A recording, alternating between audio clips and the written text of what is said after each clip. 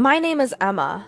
Ever since I dropped out of high school, I've poured everything into my work. I decided to leave high school because there was something I just had to do. Although my parents were worried, they supported my decision.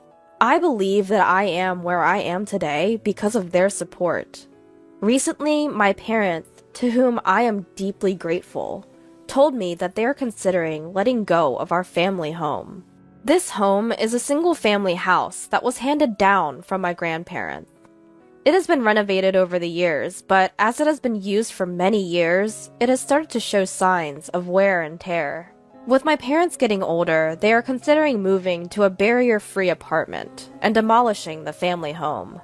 Indeed, I realized that our old home was indeed old, and so I proposed to my parents that we live together. I may get married eventually, so we might not be able to live together for long.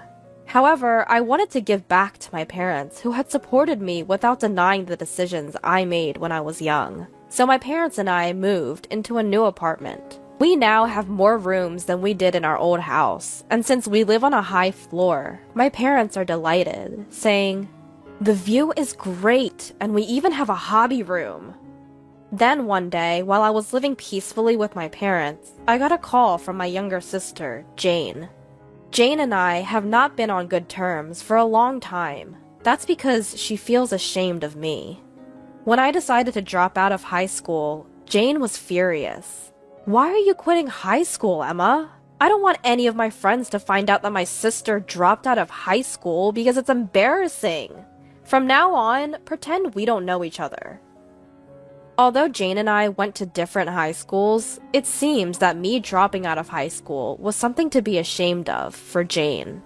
Jane is a very hard worker and attended a higher ranked high school than I did, so she has always looked down on me. Jane, whose favorite phrase is, "Emma is stupid," made fun of me at the time, saying, "There's no way you're going to succeed in what you want to do. You can't even understand that, Emma, because you're stupid." I was tired of hearing Jane tell me almost every day that you're causing trouble for our parents by dropping out of high school, so you should leave.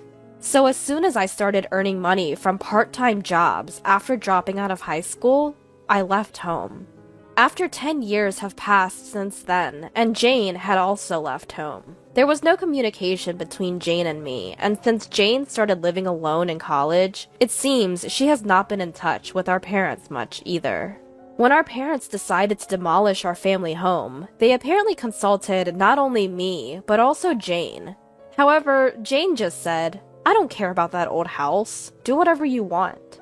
My parents were racking their brains, wondering, why did Jane turn out like that? So when they got a call from Jane, they were surprised.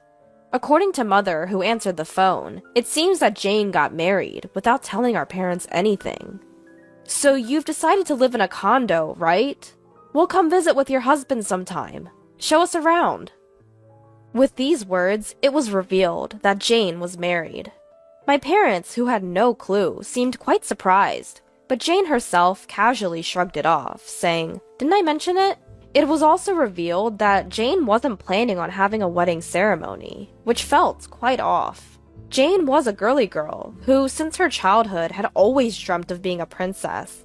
She had even talked in detail about the kind of dress she wanted to wear at her wedding. It was quite strange that someone like her would get married without having a wedding ceremony. I wondered if her husband didn't have much money, but according to Jane, her husband worked at the same company as her. The company where Jane works is a well-known corporation, recognized by everyone nationwide. If he was working at such a company, he should have enough money, which made it even more mysterious. Finally, the day came when Jane visited her parents' house. "Wow, such a large and clean room. The view is amazing." "Excuse our intrusion." Jane's husband, left standing, greeted as Jane, without any hesitation, began to explore each room, even though it was her childhood home. Jane's husband is named Scott. He is a fresh-faced man with an expensive-looking watch on his wrist. What was strange was that, despite his very proper appearance, he didn't meet our eyes at all. After introducing himself to the parents, Scott was exploring the rooms without any restraint, just like Jane. Your parents are amazing. The station is close, and there's a shopping mall just around the corner. You moved to a great place. Yeah, all thanks to Emma. When my mother smiled at me, I humbly replied, "It wasn't a big deal." To which Jane made a deliberately mean face, saying, "Really? You have an older sister? I didn't notice. I never thought that such a beautiful and expensive-looking room would have an older sister living here." Huh? Jane, Emma is not freeloading. My father was about to explain, but Jane ignored him. Pointing at me, she beckoned Scott over. Hey, Scott. Do you believe this ugly woman is my sister? This is Jane's sister you've been talking about? I didn't realize because you two look nothing alike. Suddenly mocked by Jane and Scott, I stood dumbfounded. My mother scolded, "Jane, what are you saying?" But Jane didn't seem to care. My sister couldn't even graduate high school. She's not the brightest. There's a big difference between us, you know. We, who have graduated from a state university. I was shocked when I heard that Jane's sister couldn't even properly graduate high school, but it seems like it's true. If she had someone like this in her family, it's no wonder Jane would be embarrassed. Laughing together, Jane and Scott opened the door to my room as they continued their conversation. And then, "Ugh!" she exclaimed in disgust. "What's the point of hoarding so much comic books? It's creepy. Are you still into that nerdy stuff?" My room's walls are covered with comic books, because I'm a comic book artist. The reason I dropped out of high school was because I wanted to dedicate myself entirely to comic books. Jane is the type that feels disgust towards such subcultures, what we'd call extroverted. Just like how Jane can't understand why I, being introverted and passionate about comics, I can't understand why Jane applies her mascara so heavily. Well, I'm a comic book artist. These are all my references. You're probably not even a successful comic book artist, are you? You're still mooching off mom and dad. It's disgraceful. Just get out already. Confused by what she was saying, I instinctively replied, "What?" "So just get out! Scott and I are going to be living in this house from now on." "What?"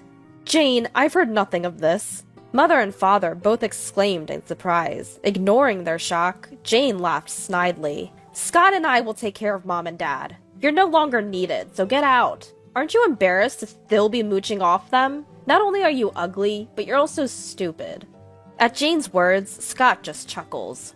Holding back an angry mother, I said, "All right." Jane and Scott's attitude had not only upset my parents, I was furious too. I wouldn't let them get away with this. I decided to give in to Jane's demand.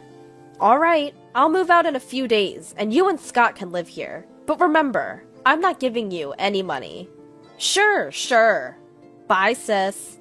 Please, move out as soon as you can." After having their say, Jane and Scott headed home. "The next time we come, it'll be to move in," they triumphantly told my parents before leaving. My parents told me, "There's no need for you to move out." But I, who had sworn revenge on Jane and Scott, responded, "No, I'm moving out. I have a place to go," and moved out promptly. Jane and Scott soon moved into our family home. On the day of the move, "Have you moved out yet?" Jane asked over the phone. I replied in exasperation, "I'm on my way out now, so don't worry." Jane always behaves politely to our parents, never being mean to them. However, she often seemed to belittle me. To our parents, both Jane and I were their beloved daughters. They told Jane and Scott that it hurts to hear them badmouth me, but it seems the two didn't take it to heart. Then, a month later, just as I predicted, I got a call from Jane. As I picked up the phone, I thought, here it comes. And a nearly crying Jane blurted out, "Emma! The property management company of the apartment called me, saying they haven't received the rent. What's going on? They even said if I continue to be in arrears, they'll kick me out." "Why would I pay the rent? I don't live there anymore, do I?" "I've heard from mother and father. You were paying the rent because you wanted to show your gratitude to them, right? Why did you stop?" "Like I said, I don't live there, so I don't have an obligation to pay the rent."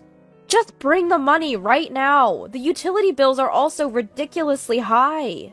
Being disgusted with Jane, who kept talking and hung up, I called my boyfriend. Liam, Jane just asked me to come over. I'm going to our parents' house. Okay, I'll come with you. I'm worried about you, Emma, and I haven't seen your parents in a while. The reason why I immediately had a place to go after leaving my parents' home is because my boyfriend, Liam, offered me a room. As we were considering marriage, this past month was a good practice period for us. I went to my parents' house with Liam. As I opened the door of the house, Jane, red with anger, showed up. Did you bring the money? Pay the money properly for the sake of showing gratitude to our parents. Do you think I'm a struggling cartoonist, Jane? How do you think I can afford the rent for such a luxury apartment?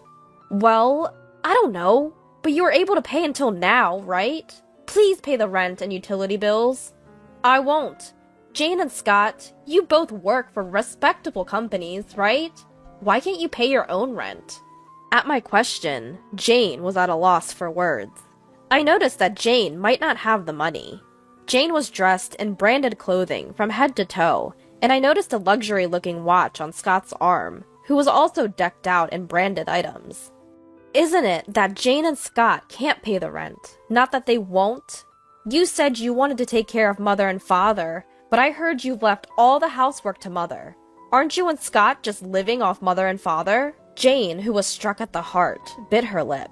Scott, who was not looking at me, but only at Liam, raised his trembling voice. Why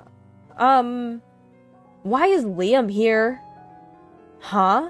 Liam? Scott seemed startled, while Jane appeared nonplussed. Liam, who had been watching the sisters quarrel with a troubled look, then introduced himself with a smile. Ah, hello there. I see you already knew. I'm dating Emma with the intention of marrying her. What? Emma and Liam are dating? What the hell? Who is this Liam guy? Scott, seemingly agitated, addressed Jane, who seemed not to be following the conversation. Don't you know? He's a voice actor from an anime that caused a societal buzz.